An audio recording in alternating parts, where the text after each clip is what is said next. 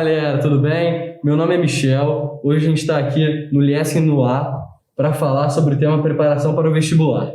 Oi, gente, eu sou a Camila e a gente convidou o coordenador Patrick, coordenador e diretor, e o professor Rangel. Então a gente preparou umas perguntas, alguns tópicos para a gente conversar sobre.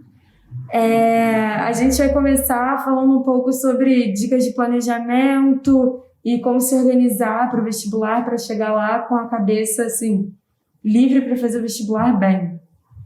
Então, deixa eu começar falando. A preparação para o vestibular começa lá no fundamental. Então, o aluno que vem fazendo um bom fundamental, que vem estudando, vem se dedicando, quando chega no ensino médio, ele só vai lapidar aquele conteúdo que já foi trabalhado. Então, a gente aprofunda, a gente traz novos conteúdos, mas ele já tem uma boa base. E aí, na terceira série, ele fazendo a revisão de todo esse conteúdo, ele vai realmente ver onde estão os pontos que ele precisa se dedicar mais.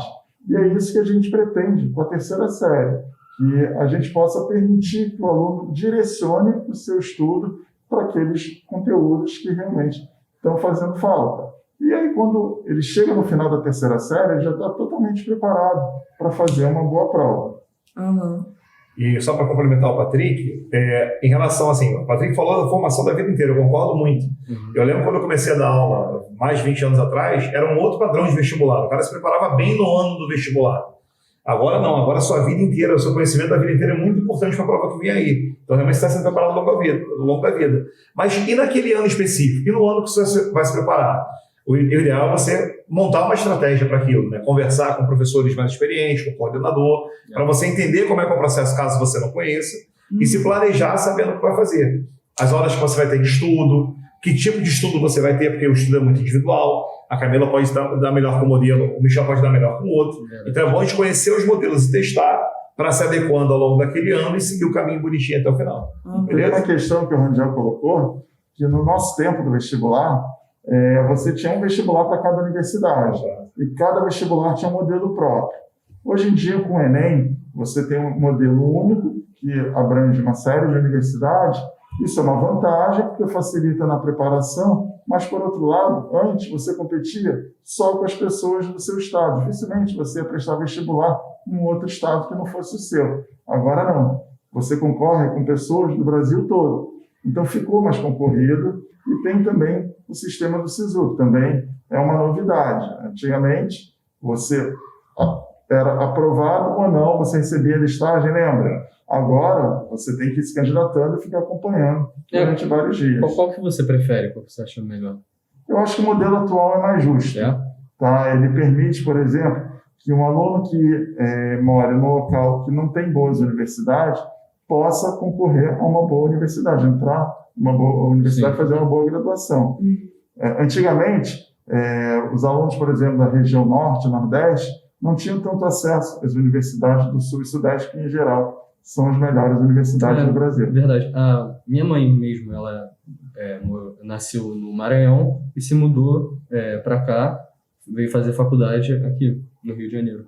Mas isso era muito raro. Normalmente, as pessoas que estavam no norte e nordeste acabavam optando por universidades daquela região. E às vezes sobravam vagas de universidades porque não tinha quem ocupasse, não quem quisesse. Agora, com abrindo esse leque, as pessoas podem do Brasil inteiro tentar entrar numa vaga em universidade de outro lugar. Acaba ficando mais justo o mesmo processo.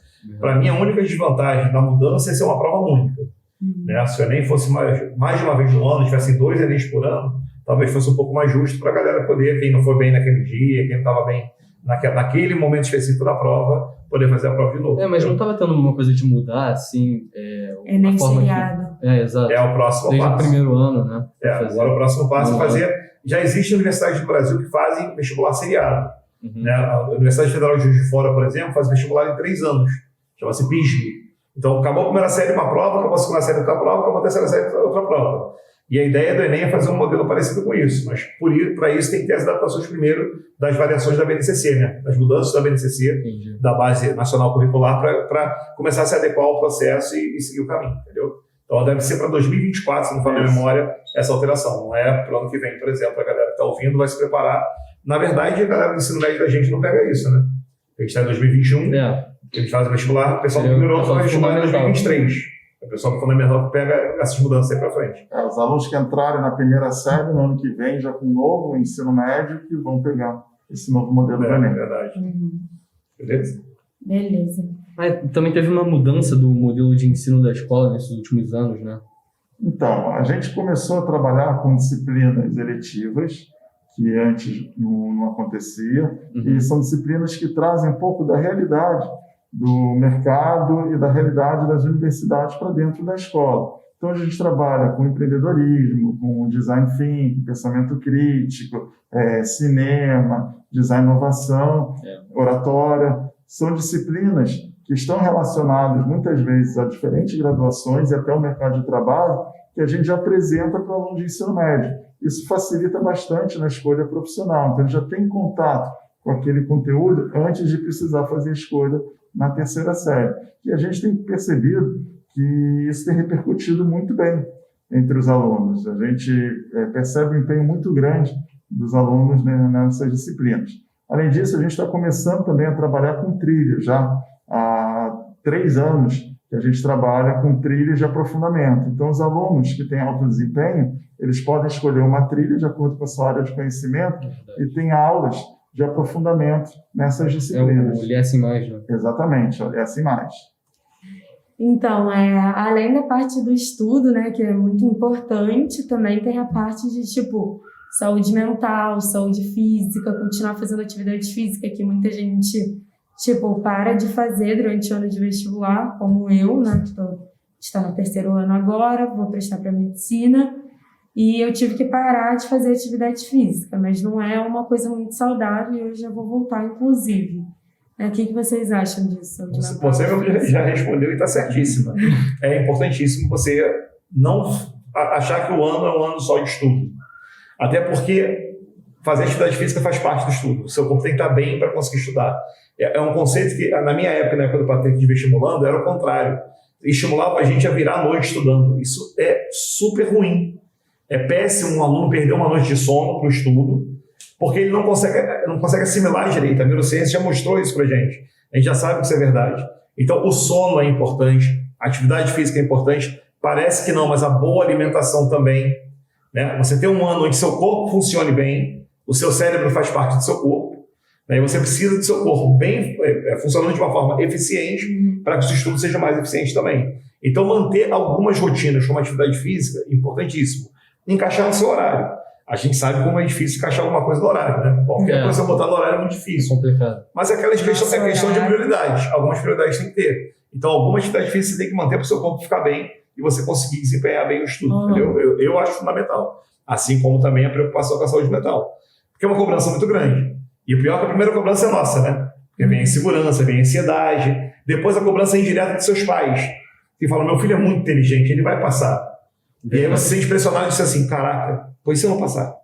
Vem aquela pressão. Aí vem os seus professores que confiam muito em vocês, a direção, a coordenação vira para vocês e fala, pô, vocês estão aí, vocês acabam se sentindo pressionados com isso. Então, preparar o mental é bem importante para isso, para você poder passar por esse ano e por todas as pedrinhas que vão surgir do caminho, conseguindo vencer essa caminhada difícil.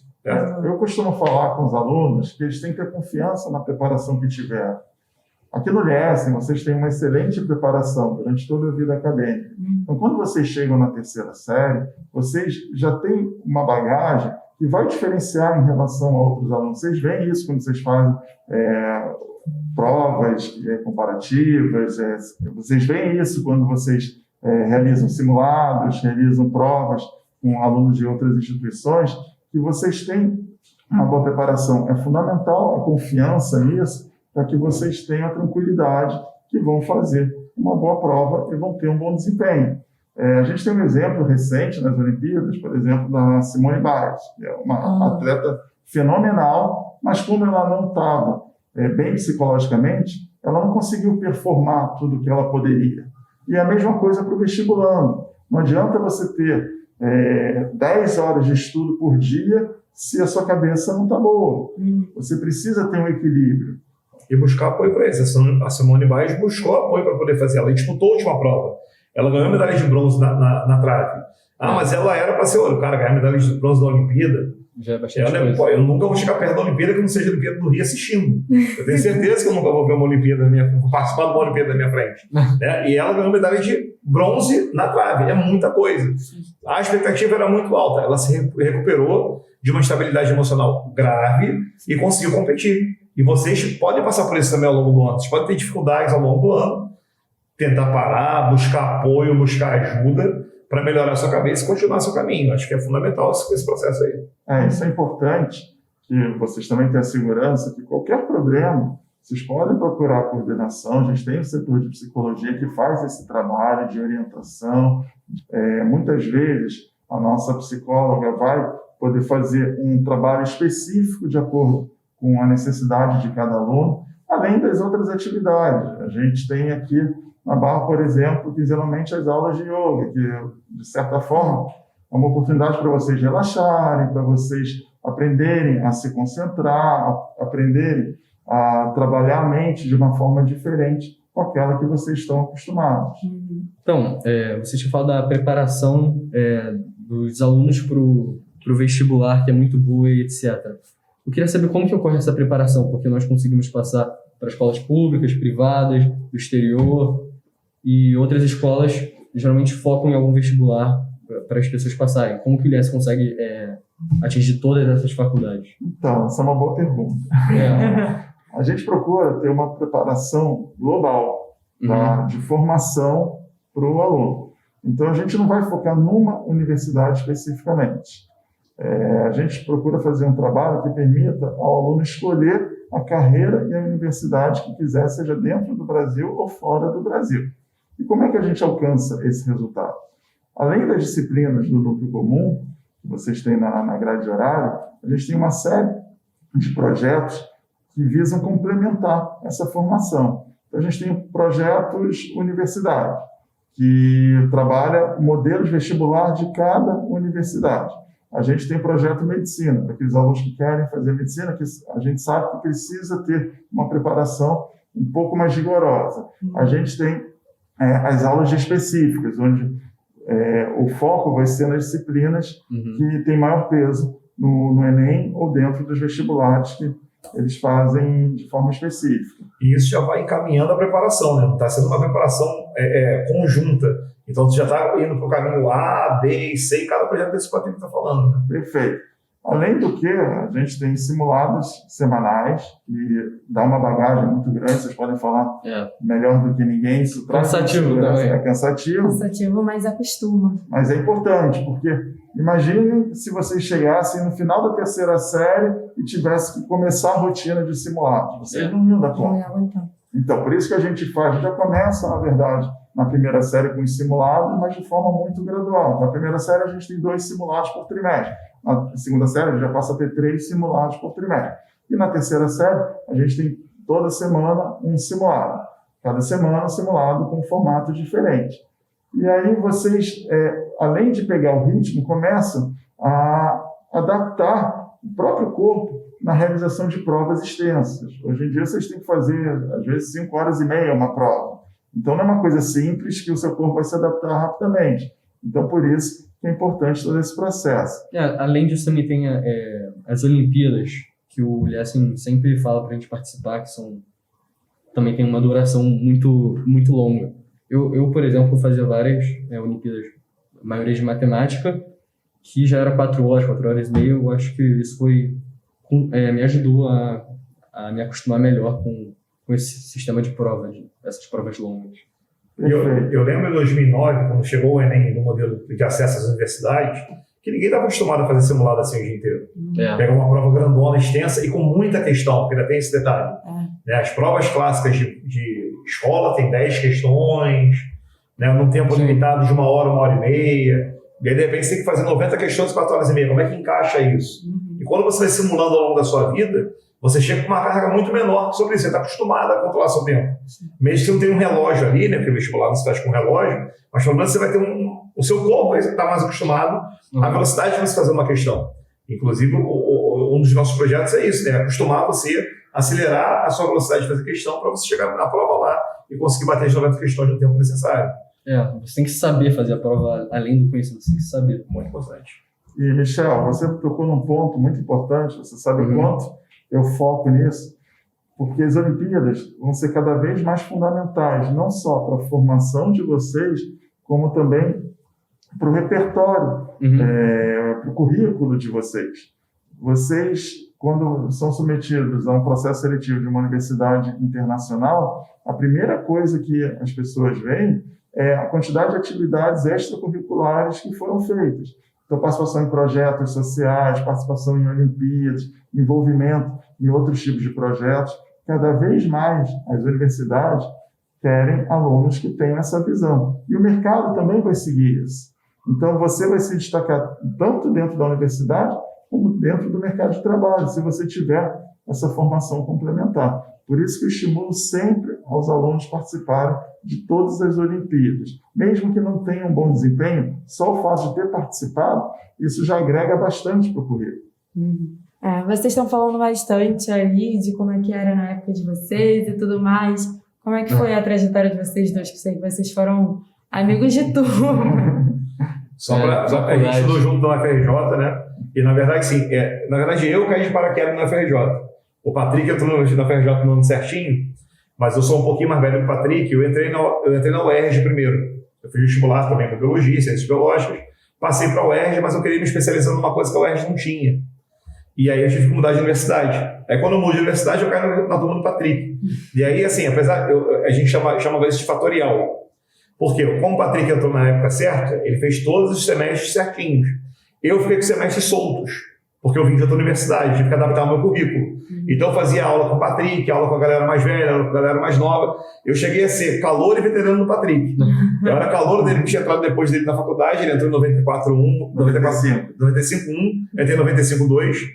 Só que eu fazia monitoria de matéria. Eu já estava na monitoria que tinha entrado um ano antes, eu entrei em 94.1 na UERJ. E aí a gente acabou caindo junto na universidade, fazendo uma opção de matéria junto, festa junto, alguns amigos em comum que a gente acabou levando, né, Patrick? Bons tempos, né? Foi bem legal. Inclusive, aproveitem bastante a universidade, que vocês vão ver que é uma época que não volta mais. Não volta e deixa boas marcas, deixa ótimas lembranças. Ótimas lembranças. Então, a minha trajetória foi um pouquinho diferente da do Rangel. Eu sabia que eu queria fazer faculdade de Ciências Biológicas, até porque eu tinha tido formação técnica em biotecnologia. E aí eu tentei para algumas universidades e a UFRJ era a minha primeira opção. Eu consegui passar na UFRJ. Aquela tensão antes, não tinha internet, você tinha que esperar o jornal chegar para poder saber.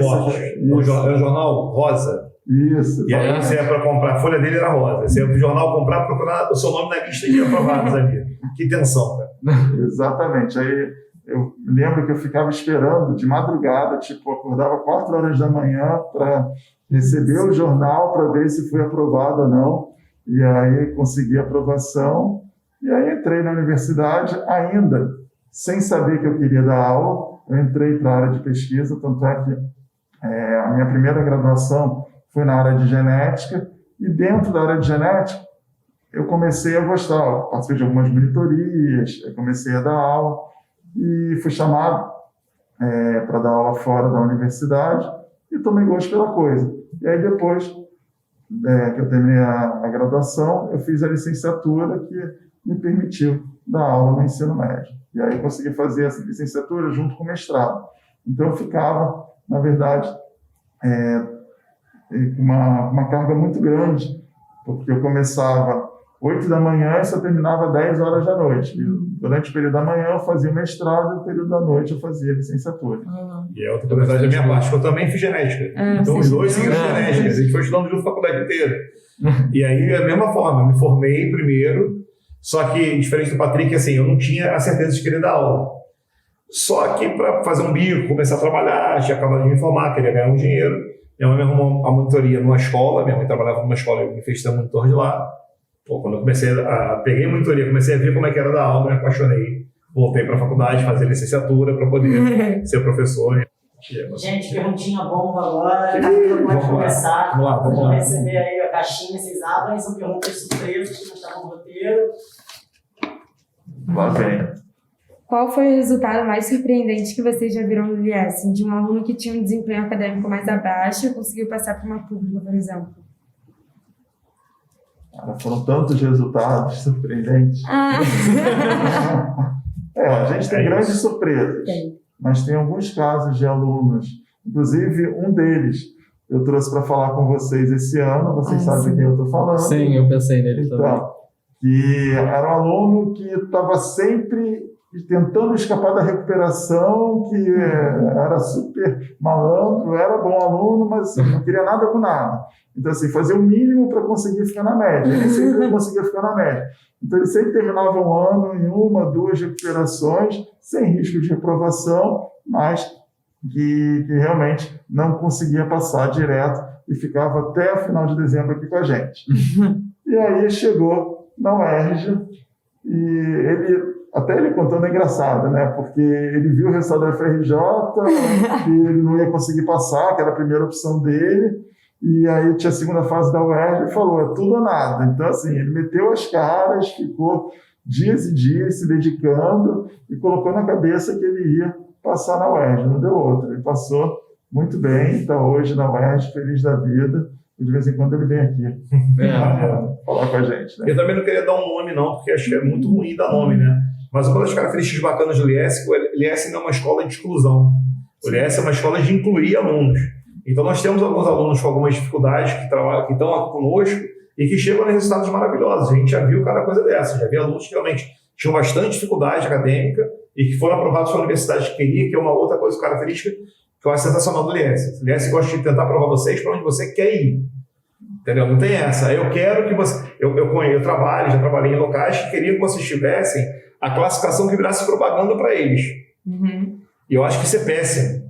Porque o ideal é que você passe para aquela universidade que você quer, aquele curso que você sonhou, que você foi preparado para isso, entendeu?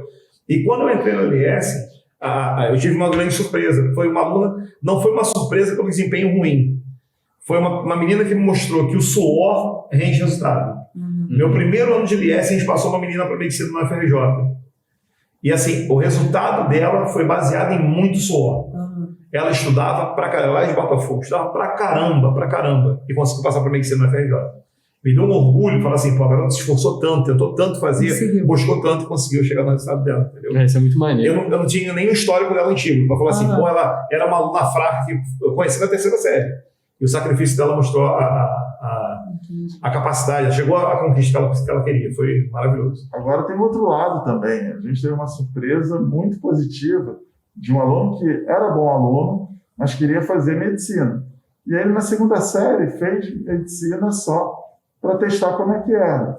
E naquela época, era possível você entrar na graduação mesmo não tendo se formado. Claro, ele acabou fazendo uma formação complementar, mas ele passou na 2ª série e entrou na universidade. Então, hoje, ele é o mais novo da turma dele, da universidade, ele já está para se formar e fez uma excelente graduação, justamente no momento que ele ia fazer um teste para ver se realmente ele teria capacidade ou não de passar para a medicina. E o bacana é que eu só dava aula na 3ª série nessa época. Então eu conheci na 3ª série, ele já tinha feito vestibular e já tinha sido aprovado, não sabia, porque o resultado saiu mais para frente. Isso. Então eu comecei a dar aula para ele, o cara é fantástico, está se preparando para a medicina, vai dar certo, daqui a pouco já tinha dado certo. Já deu o resultado, já deu certo, foi sensacional mesmo, eu lembro disso até hoje.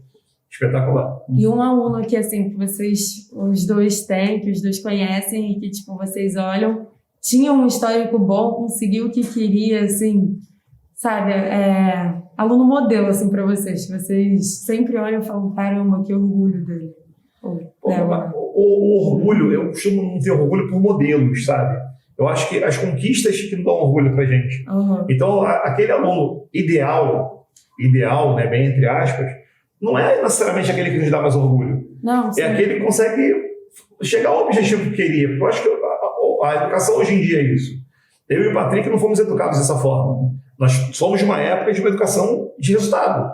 Você era valorizado se você chegasse a algum lugar. E hoje, as conquistas, quaisquer que sejam, são muito valorizadas. E assim, a gente vê muito isso.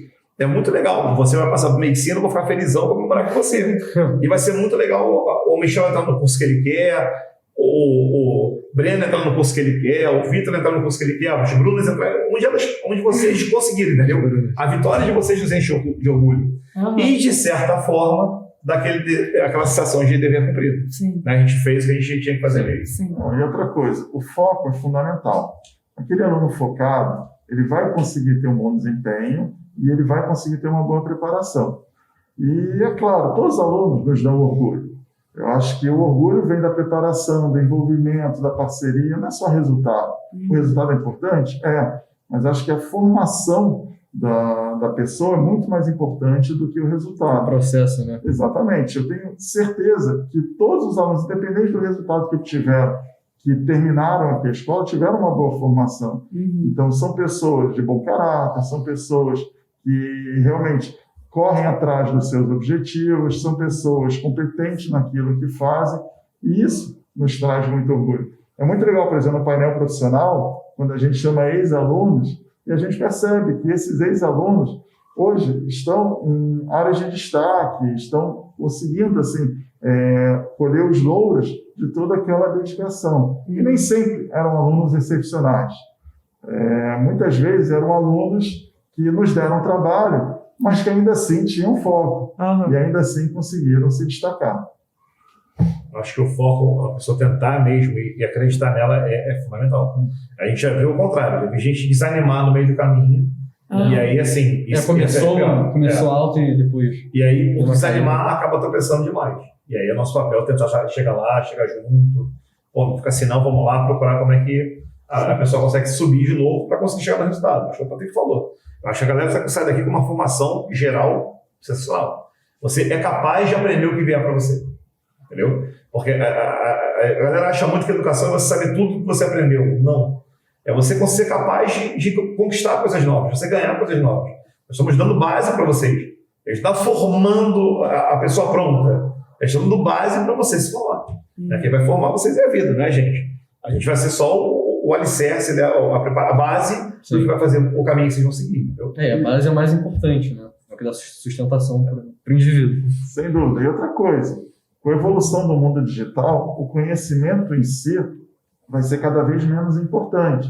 Hoje você consegue o conhecimento de uma forma fácil, mas a forma como esse conhecimento é aplicado, isso que faz a diferença. E é essa a nossa preocupação. Por isso, inclusive, a gente tem uma série de laboratórios que foram criados ao longo desses últimos anos aqui na escola, justamente para permitir que vocês coloquem em prática aquele conhecimento e não simplesmente decorem o conhecimento que o professor dá e fique por isso mesmo. A Unesp tem muito essa característica, né, de formar um cidadão e não uma pessoa, tipo, não obrigatoriamente uma pessoa que, vai dar nome para a escola, como o Rangel falou, uma pessoa, não, porque passou em primeiro lugar para medicina, não é FRJ. O Liesen foca mais em formar uma pessoa consciente, uma pessoa boa, né? Em si, assim, saiba aplicar isso dá mais orgulho pra gente do que só resultado. Não se importa. O resultado não vou dizer que é ruim, não. Mentira. O resultado é legal. Mas a formação do todo, entendeu? É muito gratificante. Isso aqui tá cara de boa, hein? Professores, todos sabemos que certos vestibulares costumam fazer provas ruins em algumas matérias, como a prova de geografia da PUC, por exemplo. Qual vestibular faz a pior prova de biologia no sentido de avaliação e até correção? Saia justa. Não só para sair justa, é pela dificuldade mesmo, né? A dificuldade da pergunta foi grande. Porque se a gente falar só de biologia, tanto a UERJ quanto o Enem incluem a biologia em ciência da natureza. Né? Faz parte de uma linha de conhecimento. Já a PUC tem a biologia como uma prova isolada. E até a prova que ela menos dá valor, porque não tem área de saúde tão desenvolvida na PUC. Sim. Mas veja assim, a prova da PUC de biologia não é uma prova ruim. É uma prova bem feita.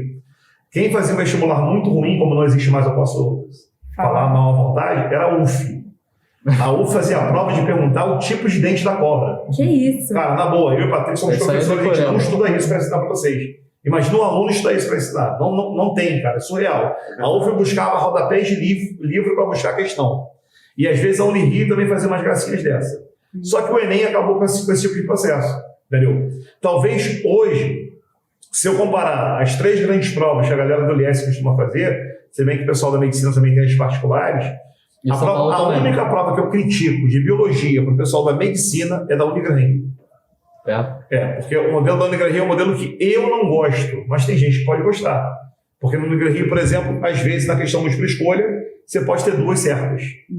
Então tá lá, letra A, azul, letra B, verde, letra C, vermelho, letra D, branco, letra E, letra A e B estão certas. Eu não gosto desse padrão de prova, entendeu? Eu acho que a questão de múltipla escolha já é objetivo, que você chega objetivamente no seu resultado. Você está abrindo leque para 3 opções. Porque se azul está certo, verde está certo, azul e verde está certo, tem 3 coisas certas. Então, na minha cabeça, isso não encaixa muito bem, não, entendeu? Mas, fora isso, as provas, como um todo, são provas que costumam ser bem elaboradas. Mas e a questão da dificuldade da prova? Tem alguma prova que tem destoa? umas que são, assim... Tipo, que a galera geralmente vai pior. Acabou de pode ser São Paulo também.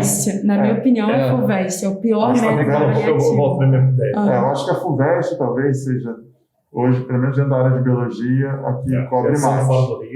Só que tem um parênteses aí. Porque, assim, elaborar uma boa questão é muito difícil. Fazer uma prova é algo muito complexo. Uma prova bem elaborada, bem construída, bem contextualizada. E aí tem universidades que correm pelo caminho mais fácil, que é, já que eu não tenho capacidade de elaborar questões tão boas, eu vou pegar o detalhe do detalhe, que aí eu vou filtrar o meu aluno, não pelo nível, pela capacidade e nível de conhecimento, mas pelo aquele aluno que conseguiu decorar mais conteúdo daquele assunto. Tá? É uma estratégia que algumas universidades, hoje menos, né? Antes isso acontecia de forma mais frequente, que algumas universidades adotam. A FUVEST tem isso. Na parte de discursiva, que é a segunda fase, eles perguntam umas coisas muito específicas. Né? Exatamente. Aí você acaba alcançando só aquele aluno que tem uma boa capacidade de memorização, não aquele aluno que tem uma boa capacidade intelectual. Entendi. Então, gente, eu queria agradecer a vocês por terem participado, né, e vocês também por terem assistido. Esse foi mais um Lies no Ar. E fiquem atentos para os próximos episódios que vão vir por aí. Obrigado, gente. Tchau, gente. Tchau, tchau. Até a próxima.